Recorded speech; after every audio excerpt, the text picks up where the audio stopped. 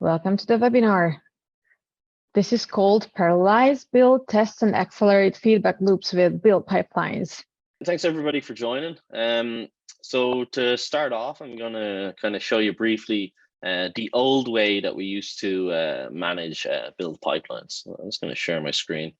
Awesome. So we used to use this Bitrise start build, and this would take an access token and then multiple workflows that you wanted to trigger in parallel. And this worked perfectly fine. One of the drawbacks of it was that it would create individual builds, and there was no kind of visual link between those builds. So with the new way, what we're able to actually do is we're able to bring all of those together in a single user interface. And when you're in the actual the app list, or the build list, you will have a single entry for your pipeline. So rather than having 4 builds every time you trigger that workflow, now you've got 1 build and it contains each of those triggered workflows within it. So what I'm going to show you today is like, okay, how can I, migrate from my existing setup to this? Or if you haven't already used, Bitrise Start Build, how could you leverage this in a new app, a greenfield app? Awesome. So there's a couple of different ones I'm going to show. I've got parallel testing for both iOS and for Android. I've also got more complex test sharding, where you can shard, instead of testing on multiple devices, you're just going to test the same, between multiple parallel workers. So this is more of how to speed up your testing. And then I've also got a multi-platform one, which I was just showing you there. So this is probably the simplest version of a build pipeline you could have. Essentially, it says, okay, I want to have a single stage where I build, multiple platforms in parallel, right? So this one in particular is iOS, macOS, tvOS, and watchOS, all being built in parallel. So we can take a look at what that workflow looks like. And you'll notice a couple of other things in here as well. So we have the ability to rebuild a failed stage, right? So, if say your watchOS failed on some testing, you could rebuild just your watchOS section rather than the entire pipeline. And then you have the option here as well to rebuild the entire pipeline. If you had multiple failed workflows, you could rebuild those unsuccessful workflows as well, which is pretty cool. So let's jump into the pipeline YAML. So we have our workflows here. So we've got our iOS workflow. It's using some utility workflows for both setup, teardown, and testing. And each of those for macOS is quite similar. So let's jump into the YAML. So if you're familiar with the Bitrise YML, this will look pretty familiar. Everything from here down is standard. And this is essentially the pipeline part. And the reason this is interesting is because it's got 2 sections, right? It's got the pipeline section, where we're going to define each of our pipelines, and you can run a pipeline. So this pipeline build test all, if I open it up and I try to start a build, I'll have the option to actually run that pipeline here as well. So that's essentially what you're defining when you define a pipeline. It's like, this is something that I want to be able to run. Awesome. Now within a pipeline, you can have multiple stages. And again, this is a really simple example. So it's only got a single stage. And that stage is called build test all. And then that build test all stage, defined in my stages section, has 4 workflows. And each of those workflows is defined just as it always was in the workflow section. So this is really the minimum example that you could leverage here to actually trigger a pipeline. If you don't have pipelines in your app at the moment, you're probably going to have something like this.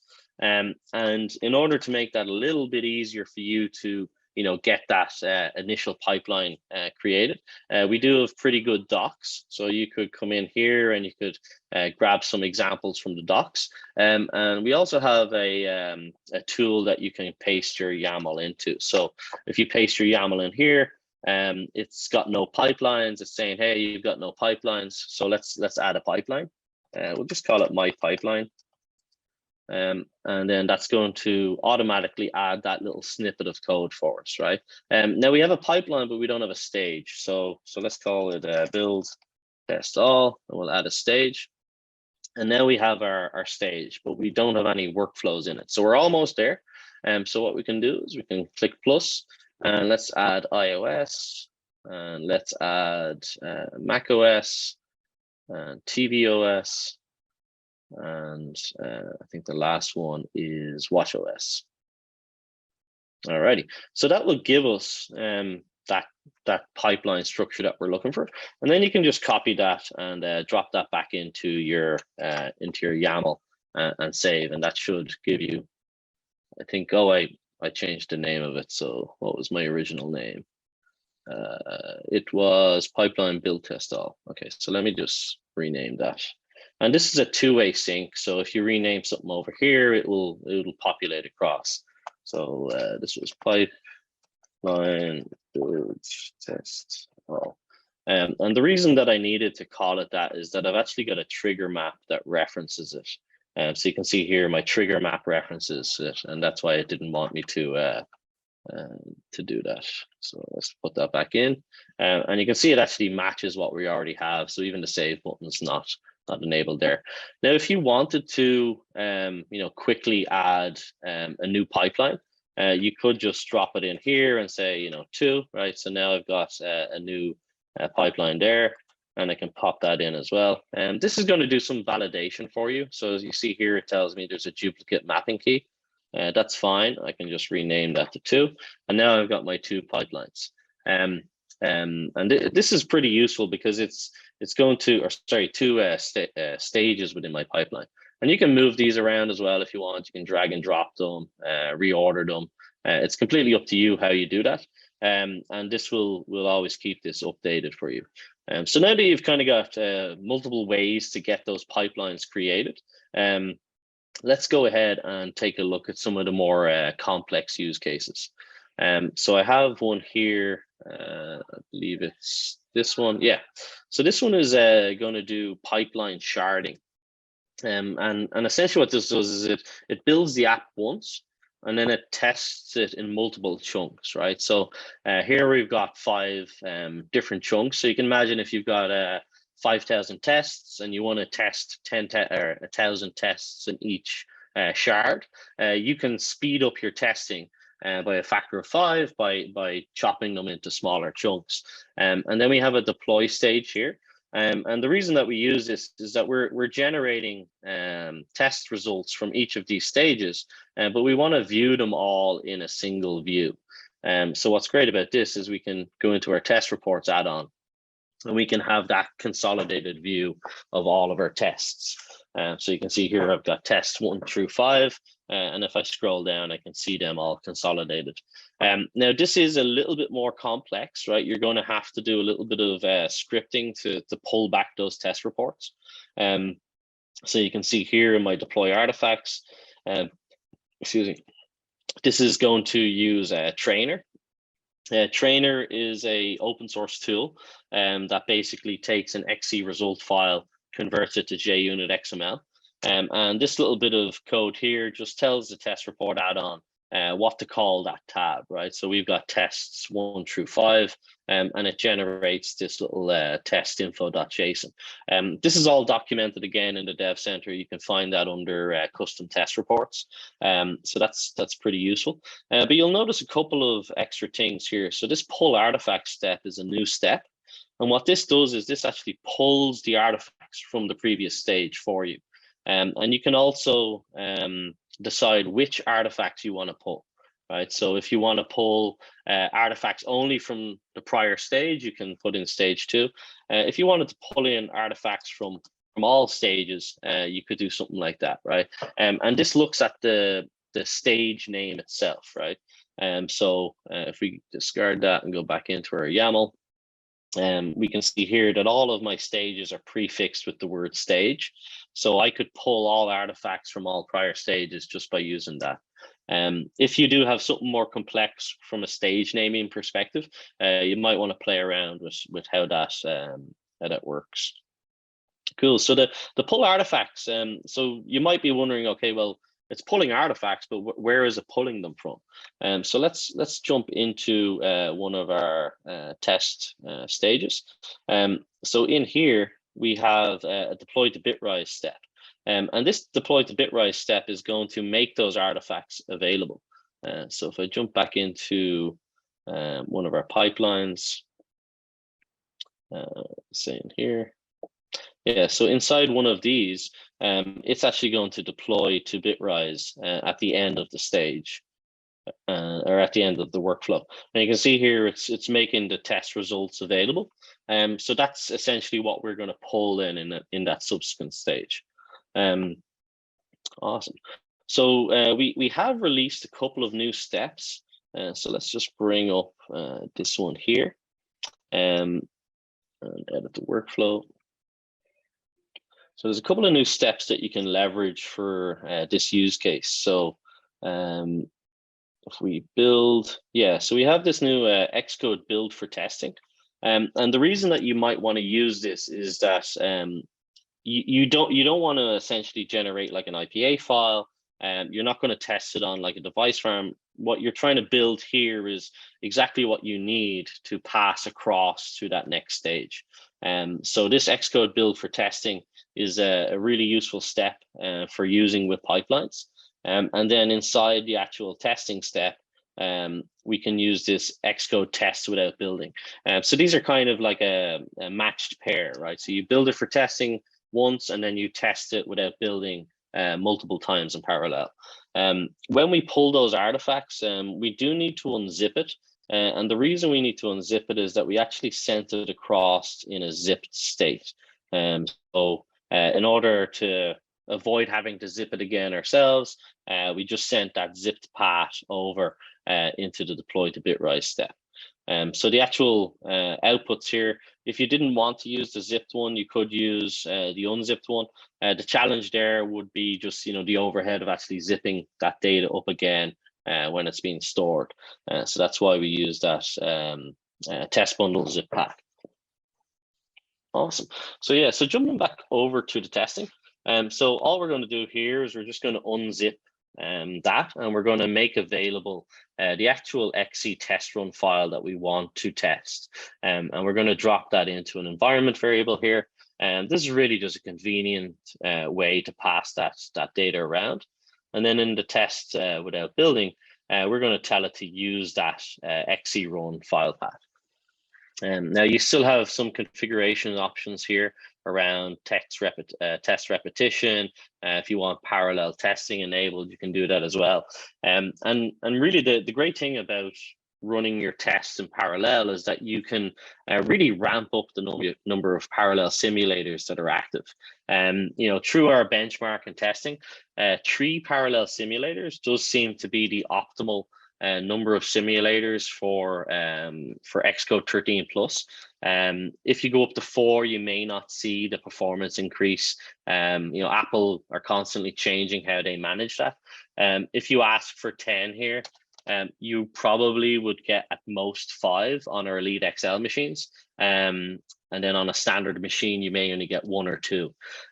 One thing to keep in mind, if you are testing on Apple Silicon on M1, which is one of our new machine types. So if you're on the M1 machine type, the optimal is actually 1 simulator. And we can go into more details why that's the case. It does have less RAM on M1. Simulators are quite RAM hungry. And it's also a system on chip. So, you're getting your memory, your CPU, your GPU, everything baked into a single chip. So it's able to run very fast with a single simulator. At least from our testing, 1 simulator was faster than 2 or 3. Awesome. So yeah, so that kind of goes into the kind of finer details of how you would set it up. I'm interested, is there any questions coming in the chat? Anything you'd like me to dive into? I haven't really been keeping an eye on it, but I can take a quick look. Actually, we have a lot of questions. We have about 18 at the moment. So when will a UI editor be available for this? So there is a current UI editor that's available. You can use this to build out your pipeline. It's fully functional. We're in the process of building this into the product. But this is kind of a temporary solution that we built just to help people get their pipeline set up initially. Okay. Do I need to mark these as answered or dismiss them, is it? I'll just dismiss, I think. Okay. Do pipelines work from the local CLI? So unfortunately, since the local CLI is a single machine and pipelines are actually running on multiple machines, we're not able to spawn multiple pipeline workflows at the same time on a local machine. So pipelines currently won't work in the CLI, but you can test out the workflows themselves in the CLI. So you could build your stage 1 and then build your stage 2 manually like that. So technically it would work. There's another question. How would you recommend testing without burning a lot of credits in the course of development? I think the best way to avoid burning a lot of credits would be to, let me see which one it was. I think it was in here. So when you do have a failed workflow, you can just rebuild that failed workflow, and that's going to save you a lot of credits, right? Because if you have to rebuild everything again, that's going to burn up a lot more credits. So I believe when I did this rebuild attempt, I only rebuilt, I think it was like the Mac OS one, so it only reused an extra 12 credits versus the actual full amount of credits that would have been used. Awesome. But yeah, you can definitely run this locally, right? You would just run each of your workflows locally one by one. Run your stage first. So if it's a build, that'll generate the artifact, and then you can test that. Okay, taking the next question here. Keen to hear how the cache is shared between VMs. Do a lot of cache pulls at the moment from various things. So it'd be good to get an idea of how that might change. So we are actually rolling out some changes to caching to make it more configurable, in particular to allow having multiple caches for a pipeline, right? So you may want to have, the iOS use one cache, the Mac OS use another cache, things like that. But you can also leverage the cache currently as it is. You would just push that cache from your main stage 1, let's say, and then reuse it in subsequent stages. If you're sharing artifacts, so any sort of artifact that's going to be used as a part of your build, you should use the deploy to Bitrise step and the pull artifact step in combination. So those two steps are essentially what allow that artifact sharing across workflows. Caching should only really be used for kind of dependencies, transient dependencies that you might use. Okay, cool. What does a pipeline look like as a Bitrise YAML file? Yes, I can bring that up again. Let's just open this. So this is one of the more basic examples. So yeah, it's just going to look like that. So you can imagine your existing workflow look like this. Adding pipelines is just this. So you're only adding a pipelines and a stages section. And it just references the workflows. These workflows do need to exist for this pipeline to be considered valid. So like, if you search for iOS, you'll actually find that iOS does exist in the workflow. Okay, cool. So next question here. Does this work with Bitbucket, GitHub integration, e.g. failing PR build if any workflow fail?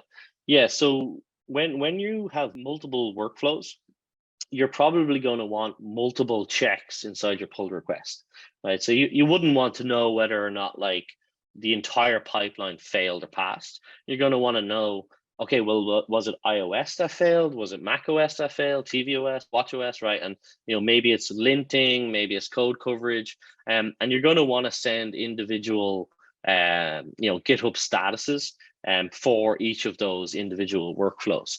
GitHub checks will only work for a single workflow. So if you do want to leverage multiple checks, that's the recommended approach. So an example here would be, say on my iOS one, I may want to send a GitHub status, and that GitHub status, I'll want to make sure that I give it a status identifier. And it might be, iOS, right?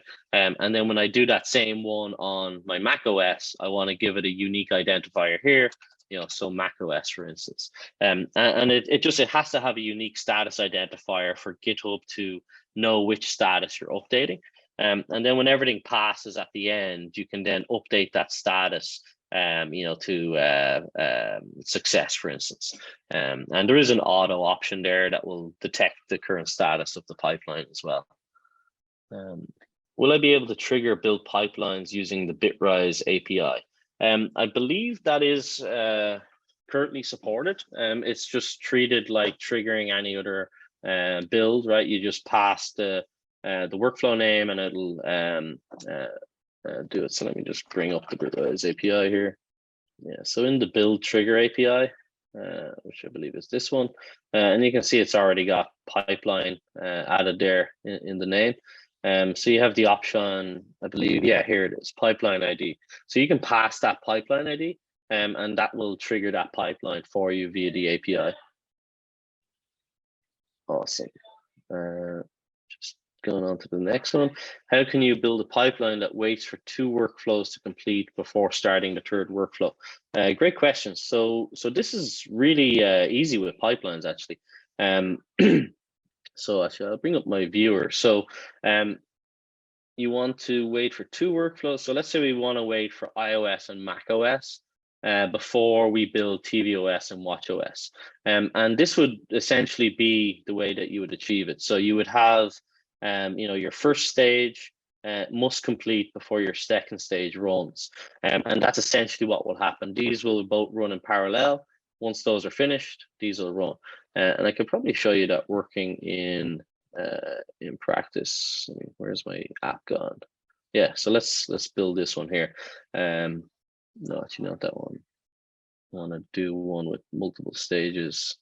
Here we go. Yeah, so this one is going to build first. So I'm just going to rebuild the entire pipeline, and you can see how it looks like while it's building. So you see here, this one has to build before these can start, and then these have to finish before the test results can be collected. So that essentially gives you that functionality you're looking for. Awesome. Next question is what's the tool name that adds the code snippet to the YAML from the UI? Yeah, great question. So I can drop this into the chat and we can probably share it around later on.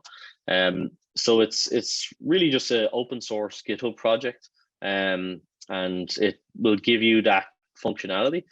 Just be aware when you load the page, what you actually get is just a default YAML.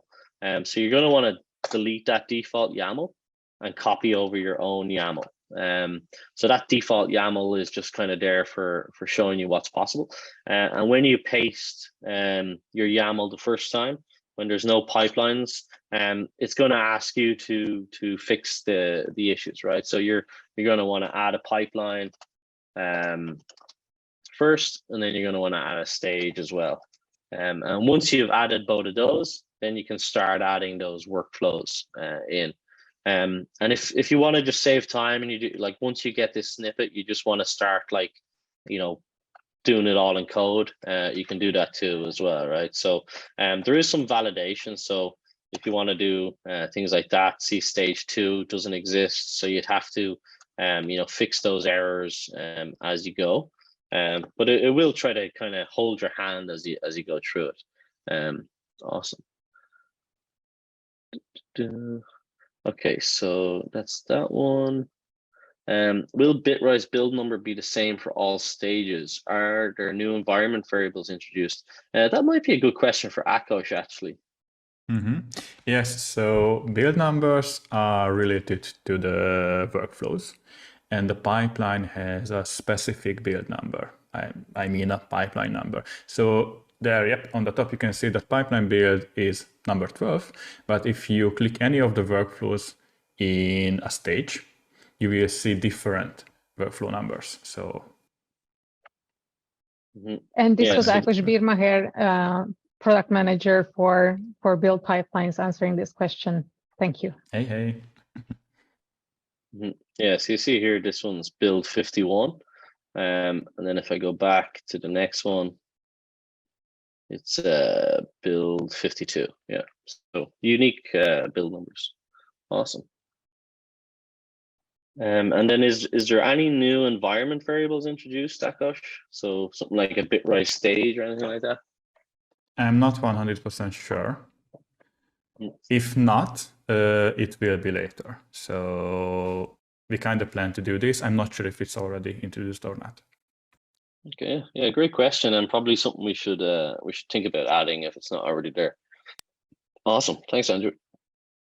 So question from Jorg, if I want to abort just one of the parallel jobs running, would that make the build fail, or how does that work? More context, I'm thinking about the scenario where only one of the jobs is required to pass to mark the build pipeline as passed. Yeah, so you can achieve that with that same process that I mentioned with GitHub status. And so if you don't want to fail your pull request, then you just don't send status to GitHub about that workflow. So like, when I add this GitHub status to my iOS, I might say that, look, Mac OS can fail, and I can remove that from the Mac OS one, and it would just never send that status to the pull request. Now the pipeline itself would fail, right? Because one of its components fails. I don't know if there's an is skippable. Do we have an is skippable on a stage yet? Okay, so maybe that's another idea that we could think about. So we do have this concept on a step that you can put in is skippable true, and that will mean that even if this fails, the build won't fail. So it could very well be that you might want to do something like that on a workflow as well, with pipelines. So that way you'd still have a green pipeline, but maybe your linting always fails. You know it's going to fail. You still want to run it, but something like that. Okay, cool. So that's that question. Do we have test sharding step available yet? There is an unofficial test sharding step. It's one that I actually created. Let me see if I can pull it up. Yeah, so this test sharding here. Now, there is a few limitations around what this test sharding actually does. So it will only shard one target or one test plan. It's not going to shard like everything you have. And the reason it does that, it was designed when a customer has a single, monolithic test target, and they want to split it out into multiple. So with that, you can tell it how many to create, right? Maybe you want 5. What's the scheme? What's the test plan name if you use a test plan? If you don't use a test plan, you'd want to use the target. So this might be like notes. And then from that's going to generate a load of test plans. So I believe, yeah, so here you go.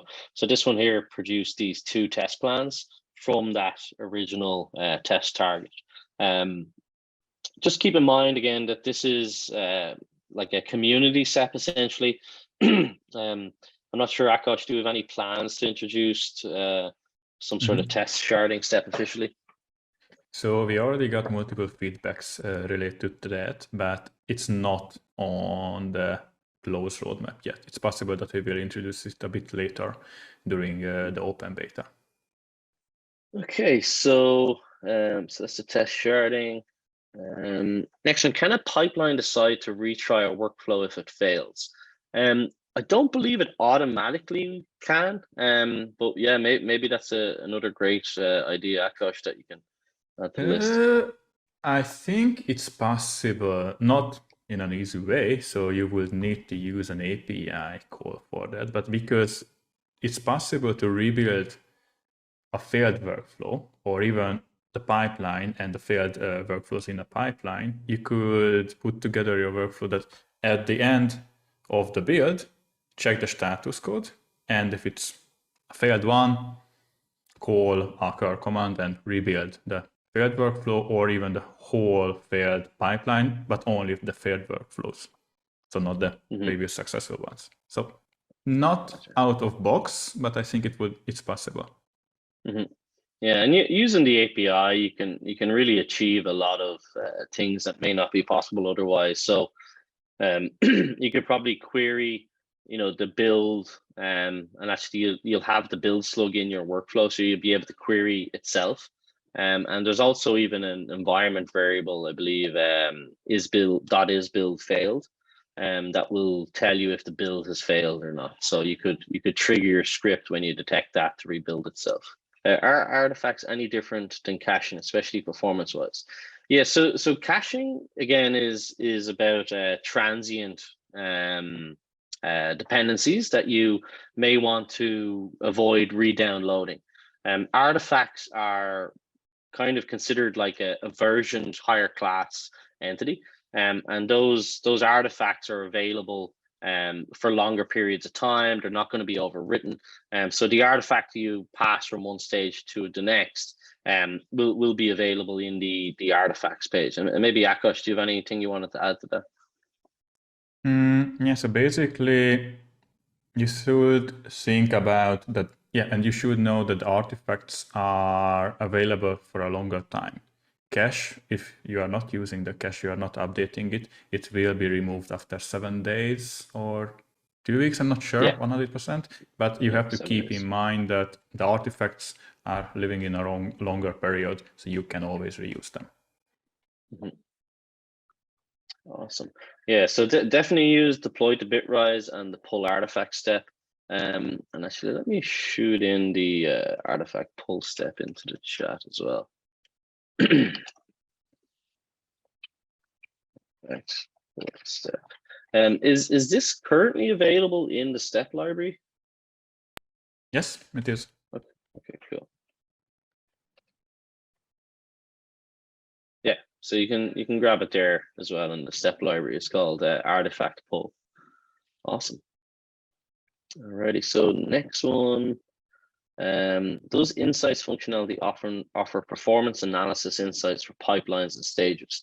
As far as I know, it doesn't have specific pipeline analysis or stage analysis, but it does have all of the build analysis. So every build that runs in that pipeline will have it. I know Colin, the PM over there, he's got plans to introduce new analytics for both pipelines and stages. So it's definitely something to keep an eye on, and it should be coming in the future. Awesome. Question here from Thomas. As of now, it does not seem possible to override workflow variables at the stage level. Is this on the roadmap? We're building white label apps and need each flavor. Yeah, so I think I understand this, and this is something that I've played around with before. And I believe I've asked the team if this is something we could do, where we would essentially parameterize workflows using environment variables, but actually do it at the stage level. So I think what you're kind of getting towards, I don't know if I have any mvars in here. env, no. So let me just add an mvar here just for testing. So let's say you run on iPhone and we want like customer equals ABC, right? And I think this is the type of use case that you're kind of getting at. So we should have an env in here now, probably down at the bottom. Yeah, so you can see here, this env now exists on the workflow level. But I believe what you're looking for is the ability to parameterize it here at the workflows in the stage. So this might be like, customer underscore ABC, and that would allow each of these to build just for that customer. And then maybe if you wanted to have a second pipeline for a different customer, you could do ABC2 and then just change those environment variables. Is that kind of the use case you were looking for there, Thomas? I don't know if you wanted to post in the chat. Very cool. Yeah, and if you're not familiar with the ability to dynamically load secrets, with envman, if you're not familiar with envman, envman is how we actually move environment variables around. So it's a Bitrise tool, and with envman, what you can actually do is in your workflow. Let me just discard that. let's say you had not a new one, sorry. Let's say you had a load of customer data that you wanted to load from like a secret vault. So this might be like, customer A secret. And then you can load that from a secret vault. So you might have like, an AWS call to get secrets. And then you can pass in a -- sensitive. And that will redact it from the logs for later usage. This can be really powerful if you've got a huge amount of white label apps and you want to, swap in and out those environment variables at runtime as well. Okay, cool. Damien, before we move on with these very specific questions, there are 2 questions in the Q&A about the partial rerun and how failed and aborted workflows are rerun. Could you please show that again? Mm-hmm. Yeah, sure. Maybe I can actually simulate it. So let's try to make something fail here. Let's make iPhone fail. So all we need to do to make a step fail, and we can actually probably fail it early. I believe all it needs is an exit 1. Oh, and actually this is common to all. So let me just put it down here.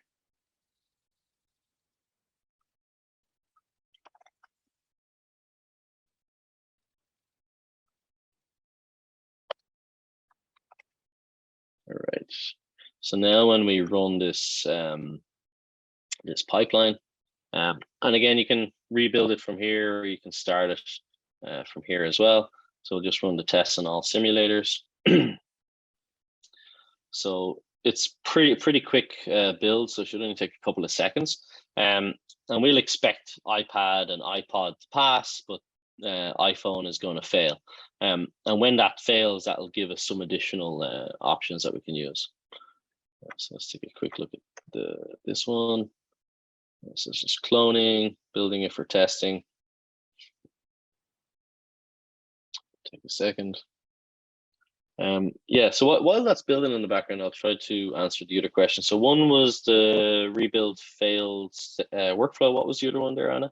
Both questions were about this, so how you can rerun a failed workflow and what stages get triggered. Yeah, I see there's one other question there, Akash, that maybe you could help answer. Do you know when pipelines will be out of beta?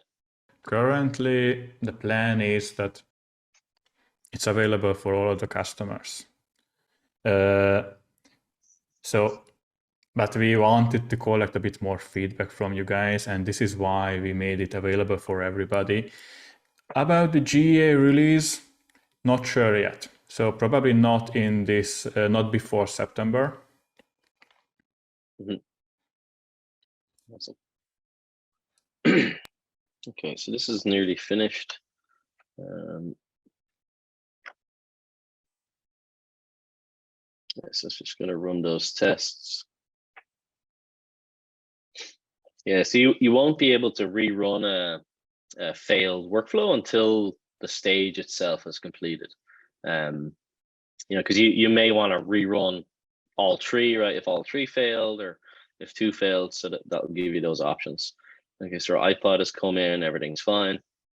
And since we broke this, let's fix this before we start it again.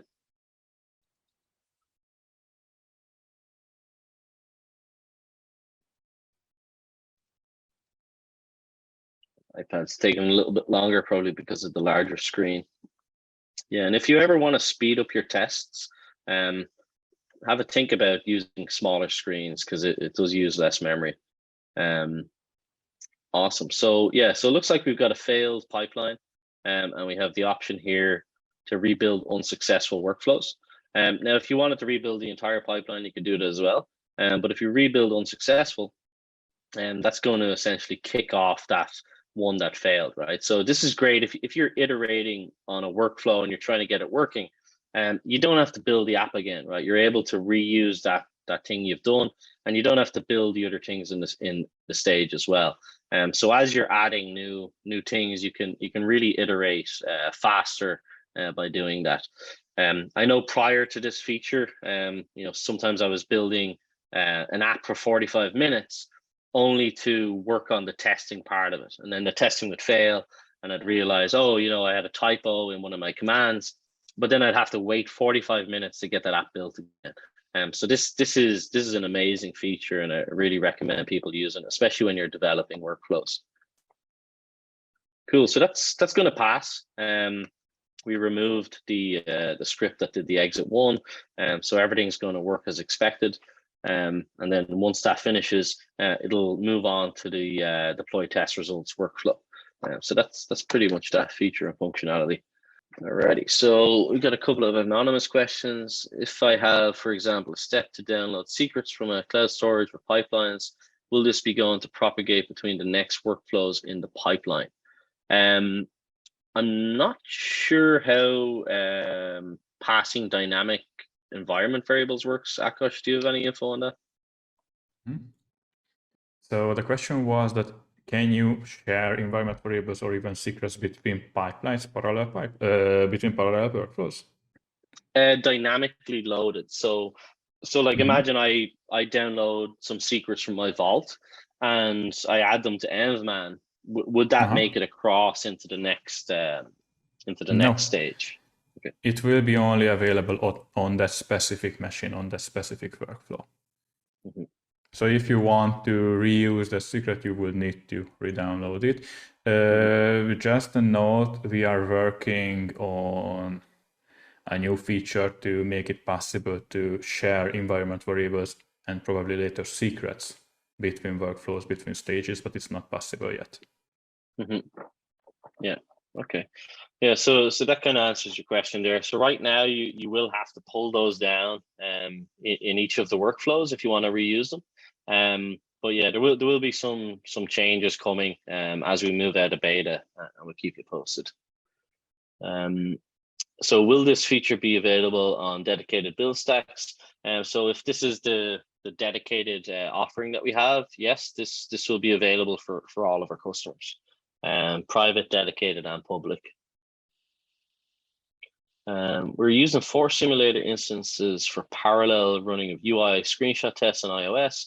You mentioned about one being optimal for M1. Could you elaborate a little more on that? My concern is running just one will surely be slower. So M1, running one is faster, and it's faster than running it on Intel with 4. So with a system on a chip, you're getting a it's essentially like an iPhone chip, right? Let's be honest, right? You're getting that really high performance chip that you have in an iPhone on an M1, but the 16 gigabyte M1 machines that's currently available, there's really not enough RAM to ramp up that. We are running some tests on other machine types like the M1 Ultra, and you can go up higher, right? You've got more RAM on the Max Studio Ultra and the Max Studio Max, so you could go up to like 5 or 6 on those larger machines. We haven't rolled those out yet, but it's definitely something we're looking at. We were really hoping for an M2 chip to be released, with 64 gigs of RAM, so that we could give you that additional RAM. But right now with M1, that's the current state of affairs. But yeah, we're waiting with bated breath as well, Adam. Okay, another question here: is there such a thing as a utility stage to reuse across different pipelines? Yeah, so every stage can be reused across different pipelines. So if we take a look at what it looks like here, so like I could have this exact same thing again, and I reuse all of those stages.